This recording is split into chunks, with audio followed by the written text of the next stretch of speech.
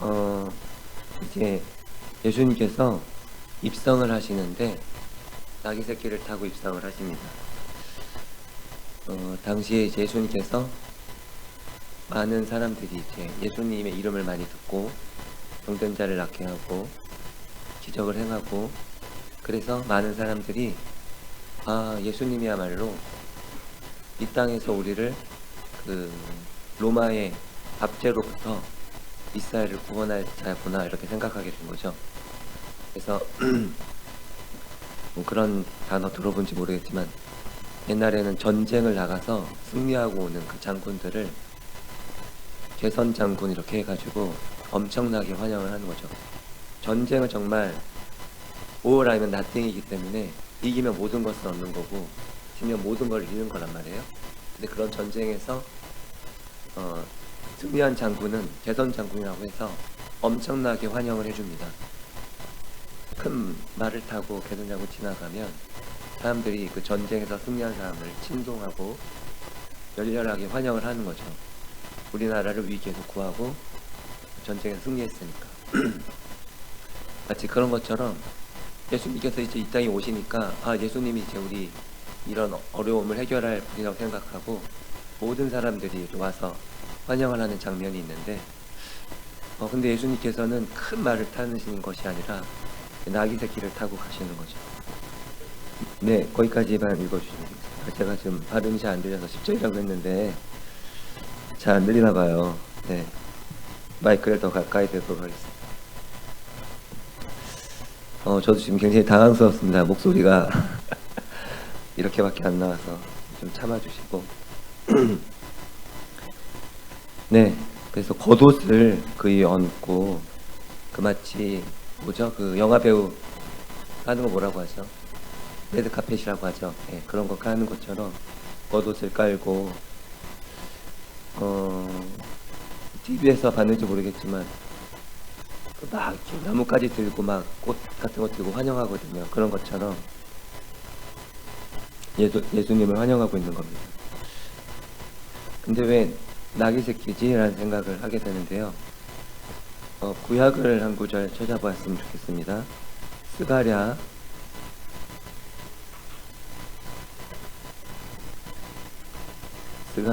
9장.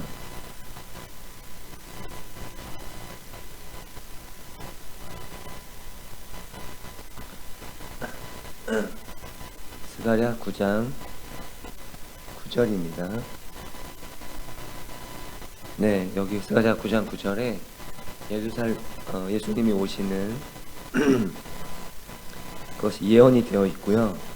이 예언대로 예수님이 실행하신 겁니다. 겸손하셔서 나귀를 타시나니 나귀의 작은 것 곧 나귀 새끼니라. 예전에 선생님이 대학생 때인가 청년 때 요 장면으로 그 형제 자매님들과 큐티를 나눴던 것이 기억이 나요. 큐티 나눈 게 굉장히 많았을 텐데 말씀을 나누는 게 그때 누가 있는지는 잘 기억나지 않습니다, 사실. 근데 이 말씀을 나눴던 것만 기억이 나요. 신기하죠. 그래서 한 대여섯 명 정도 같이 나눴었는데 그 공통된 내용이 예수님이 나귀 새끼를 타셨다는 것이 너무 겸손하셔서 그 장면이 감동이 된다는 것과 자기는 되게 부족하고 연약하지만 이런 나귀 새끼 같은 역할을 할 수 있지 않을까, 그런 나귀 새끼 같은 일을 내가 했으면 좋겠다, 뭐 그런 내용이었던 것 같아요.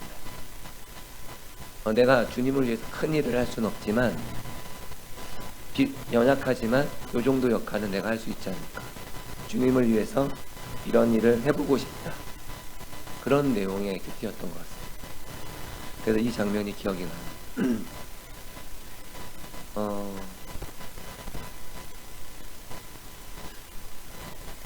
내가 비록 연약하지만 이 정도의 일을 할 수 있지 않을까, 주님을 위해서 이렇게 내 자신을 드리고 싶다, 그런 내용이었던 것 같습니다.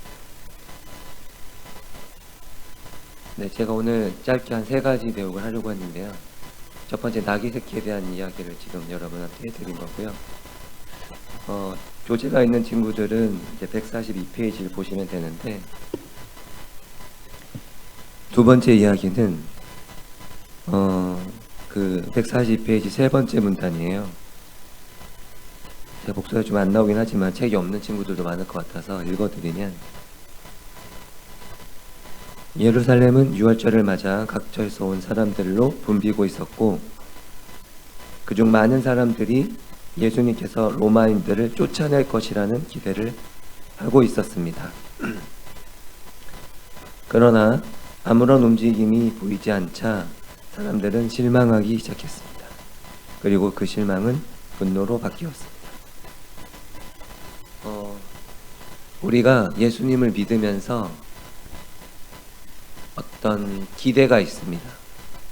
내가 예수님을 믿으면 이러이러한 것이 내게 일어날 거야. 예수님께서 이런 것들을 내게 해주실 거야 라고 생각할 수 있어요. 뭐 쉽게 말하면 좋은 일만 일어날 거라고 생각하는 거고, 그걸 우리가 흔히 4글자로 기복신앙이라고 합니다. 기복신앙. 복을 비는 거죠. 복을 비는 거. 그래서 예수님을 믿으면 이렇게 해줄 거야. 당시에 그 유대인들도 그렇게 생각했던 것 같아요. 예수님을 믿으면 로마인들로부터 벗어나서 자기들의 주권을 되찾고 뭔가 많은 세금을 내고 힘들게 살았을 텐데 좀 더 여유 있게 좀 더 잘 먹고 잘 살 수 있지 않을까, 그렇게 생각했을 것 같아요. 예수님이 오셔서 그 일을 하신 것이 아니죠. 그러니까 실망하기 시작했고, 그 실망은 분노로 바뀌기 시작했습니다. 우리가 예수님을 믿는 목적을 한번 생각해 봤으면 좋겠는데, 예수님이 나에게 뭔가 해줄 것 같으니까 뭔가 그렇게 믿고 있는 건 아닌가 생각을 해봤으면 좋겠고요. 예수님께서 오신 목적은 우리들의 죄를 사하시고 우리들 그 죄로부터 구원하시기 위해서 이 땅에 오신 거잖아요. 그것이 가장 중요한 것이기 때문에 오신 거죠. 근데 이 땅을 사는 우리들은 이 땅이 전부라고 생각하기 때문에 이 땅의 것이 중요해요. 이 땅에서 잘 먹고 내가 좀 더 여유가 있고 뭔가 내 문제가 잘 해결되는 것이 중요하죠.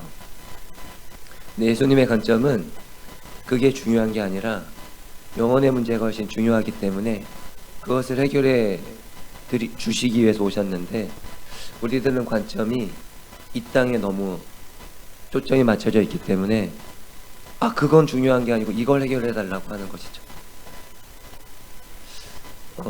아마 10대인 여러분들은 잘 모르실 것 같아요.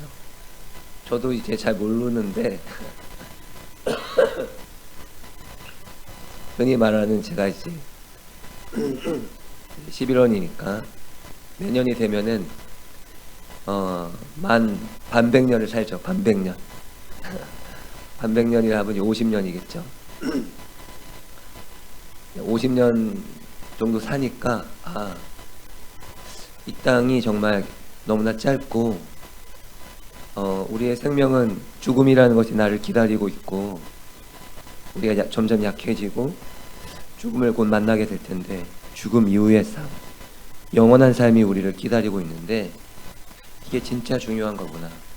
너무나 짧은 이 땅의 삶에 너무나 포커스가 맞춰져서 여기서 이렇게 하기 위해서 노력하는 것이 굉장히 어리석은 것이구나. 이 땅의 것만 보고 산다는 것은 그것을 더 확실하게 깨닫게 되는 것 같습니다. 영원한 것에 우리가 투자해야 되는데 우리는 이 땅의 것에 너무 많은 투자를 하고 있지 않나 생각이 들어요. 영원한 것을 보고 그 영원한 삶에 우리가 재물을 쌓아야 되는데 이 땅의 것에 쌓고 있지 않나 생각이 듭니다. 제가 벌써 두 번째까지 말씀을 드린 것 같아요. 이 땅의 것에 너무 집중하지 말고 영원한 것에, 영적인 것에 우리의 삶의 포커스를 맞추고 거기에 쌓아두자라는 것입니다. 마지막으로 이제 유다의 배신인데요. 여러분 잘 아시죠? 유다의 배신 내용 아시나요? 간단하게 우리 민우가 유다의 배신, 이게 유다의 배신이다 한번 얘기해 볼래요?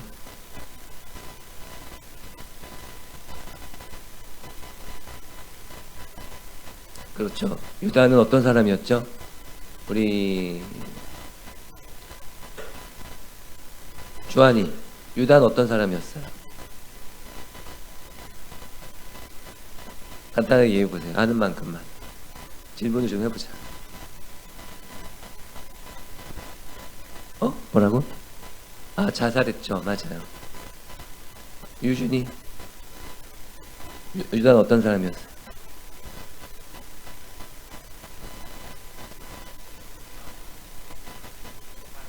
네.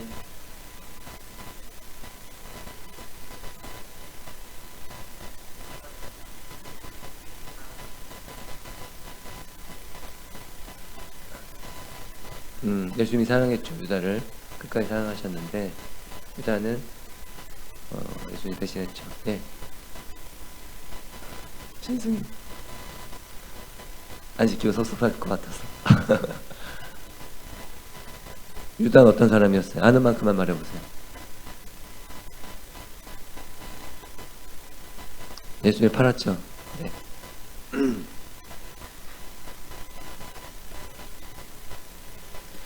유다에 대해서 성경에 좀 나와 있는 표현들이 있습니다.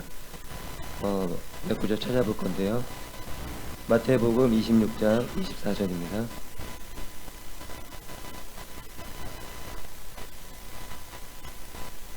마태복음 26장 24절.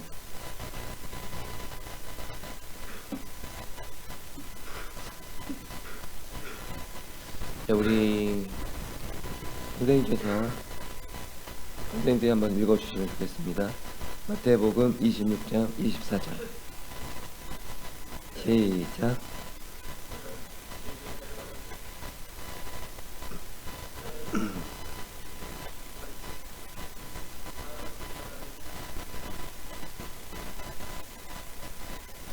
네. 유다에 대한 예수님의 표현 중에 하나입니다. 화가 있으리로다. 그 사람은 차라리 태어나지 아니하였더라면 제게 좋을 뻔하였느니라. 너무나 무섭고 좀 암울한 말씀인 것 같아요. 그 사람은 차라리 태어나지 아니하였더라면 제게 좋을 뻔하였느니라. 우리는 이 말씀에서 유다의 정말 그 영혼의 종말이 어떤 것인지 알 수 있죠. 지옥에 갔겠구나. 태어나지 아니었으면 더 좋았겠다. 지옥의 그 끔찍한 고통을 당하지 않았을 테니까.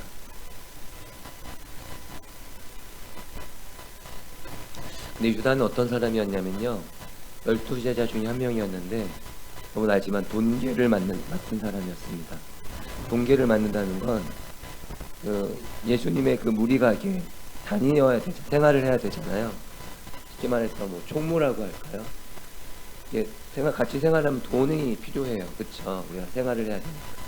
그럼 그거를 다 갖고 있다가 필요한 데 지출하고 필요한 걸 사고 그런 걸 하는 거죠. 여러분 잘 아는지 모르는지 모르겠는데 우리 학생의 동계를 맡고 계신 분이 누군지 아세요? 어떻게 잘 알지? 심수영 쌤이에요. 심수영 쌤. 동계는 아무나 맡기지 않습니다. 가장 충성되고 믿을만한 분에게 맡기는 거죠. 마찬가지로 유다도 동계를 맡고 있었고 그 제자들 중에 똑똑하고 신실하고 믿을만한 사람이었던, 돈 갖고 도망가면 안 되잖아요. 유다에게 맡겼던 거죠. 그래서 모든 제자들이 배신한다는 예고를 예수님이 하시니까 나는 아니지요, 나는 아니죠 이렇게 물어볼 때 유다도 똑같이 이야기했는데 유다가 배신할 거라고는 아무도 생각하지 않았어요. 유다는 절대 배신할 사람이 아니라고 정말 믿을 만한 사람이었던 거죠. 그래서 그런 이야기가 있습니다. 속설에 배신자는 가장 가까운 곳에 있다. 그런 이야기가 있어요. 정말 민호가 갑자기 주한이를 쳐다보던데 왜 그러죠? 배신자는 원래 가장 가까운 곳에 있습니다. 그런 경우 종종 여러분 들어봤는지 모르겠는데 선교사님이 선교를 가려고 하는데 주님이 말씀을 주셨어요. 선교사님한테.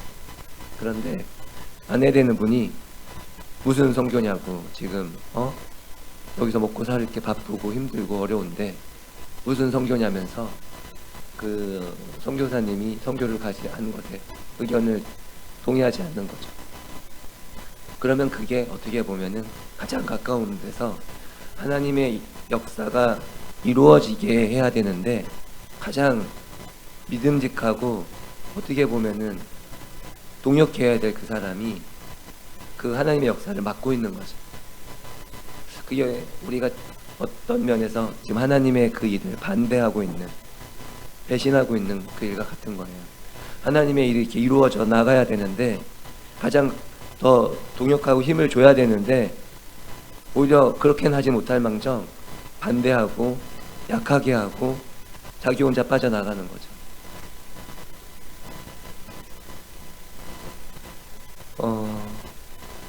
우리가 그렇게 되어서는 안 될 거라고 생각합니다.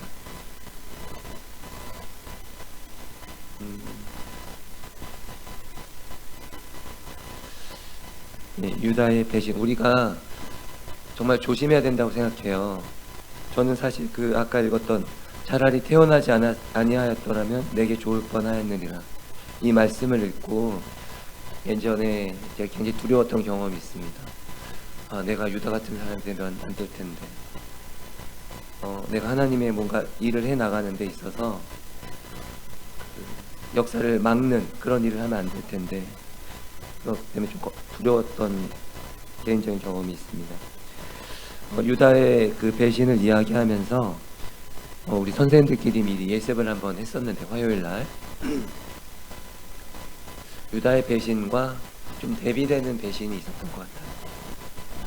배신하면 떠오르는 게 유다의 배신이 있고 12제자 중에 또 누구의 배신이 있을까요?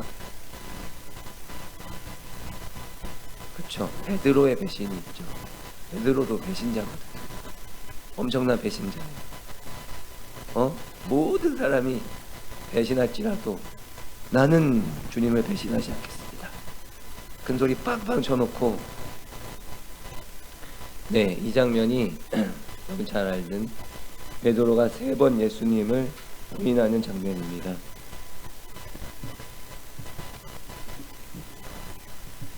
57절에 베드로가 부인하여 이르되 이 여자여 내가 그를 알지 못하노라. 나 몰라요 이거죠. 58절에 이 사람아 나는 아니다. 여기는 아닌데 다른 성경 구절에 보면 맹세하며 이르되 난 정말 모른다니까 이런 식으로 맹세해서 부인합니다.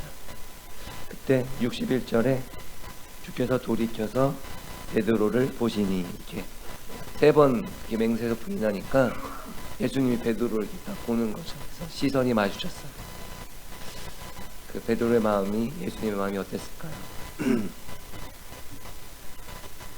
자, 우리 베드로의 배신을 보면서 베드로는 참 잘못됐어 그렇게 생각할 수 있잖아요. 근데 여러분은 아닌가요? 나는 아닌가요? 내가 어떤 장면에서 예수님을 믿는 것이 뭔가 나에게 손해가 올 때, 나에게 위협이 올 때, 저 예수님 믿는 사람 아니에요 라고 부인한 적 없으세요? 나 예수님 안 믿는 사람이 하는 거랑 똑같이 행동하면서 조용히 숨어서 예수를 믿는 사람인 것을 나타내지 못하고 난 모르는데 나는 뭐 이런 식으로 그게 베드로의 부인과 뭐가 다를까요? 우리는 이렇게 베드로의 모습을 보면서 나의 모습을 볼 수 있습니다. 선생님도 마찬가지예요. 유다도 예수님을 배신했고 베드로도 배신했는데 우리는 결론을 알지만 둘의 그 결론은 다르죠.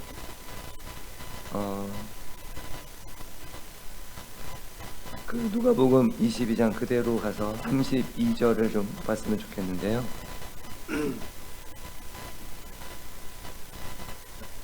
우리 선생님들이 읽어주십시오. 32절 시작.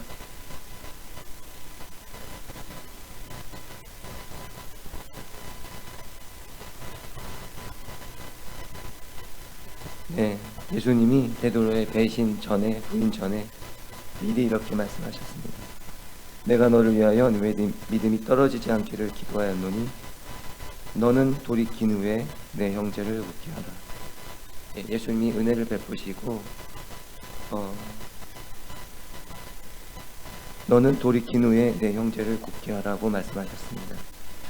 회개하고 다시 돌이켜서 예수님을 믿고 다른 이들의 믿음을 돕는 그 일을 하라고 말씀하시는 거죠.